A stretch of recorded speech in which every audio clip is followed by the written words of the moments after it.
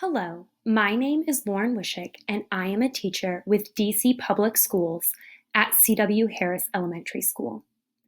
For weeks 4 and 5 of the Social Studies Learning Plan, we are going to be learning about U.S. symbols, history, and traditions in order to answer the compelling question, how do we use a calendar to celebrate?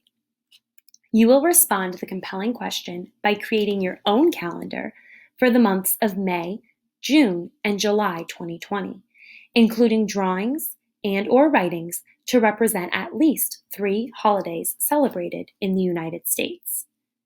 But first, let's think about the compelling question, how do we use a calendar to celebrate? When I read this question, I immediately wonder what a calendar is. I may not be able to describe it, but I see it here in the image. And I know I've seen it a lot of other places too. I know most schools and classrooms have calendars, most phones have calendars, and they each look kind of different. I know in my classroom at least, we use it to keep track of how many days we've been in school and to count down to certain events. So already when I read this question, I'm thinking of all the different places that I see calendars and all of the different ways that I use a calendar. And I'm wondering if any of the events we put on our calendar are celebrations, like that word celebrate in the question.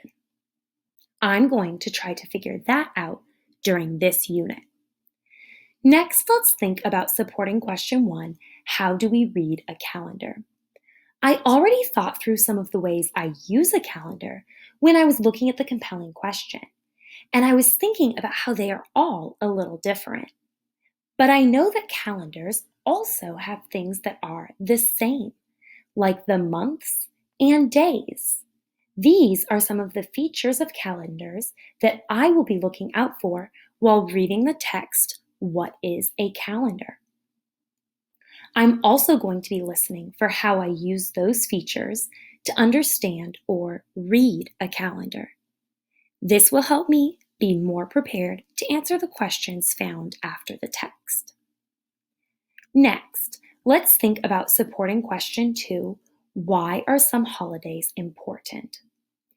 I hear that word holiday a lot, and it usually means I don't have school or that my family is all getting together.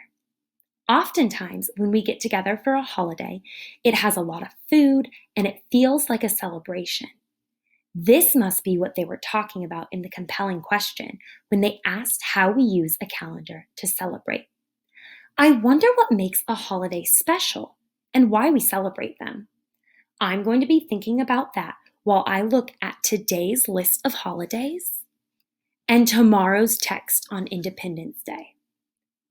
Now it's time to put all your new knowledge and practice into this unit's performance task. Remember, you are going to create your own calendar for the months of May, June, and July 2020. That's the next 3 months. You are going to use writing and drawing to identify at least 3 holidays we celebrate in the United States and put them on your calendar. Remember, holidays have special dates that we cannot change. So I know we celebrate Thanksgiving in the United States, but I'm not going to put that on my calendar because that happens in November. I have to think of holidays that happen in May, June, and July. You can always revisit your work or the texts from earlier in the packet to help you find information to include.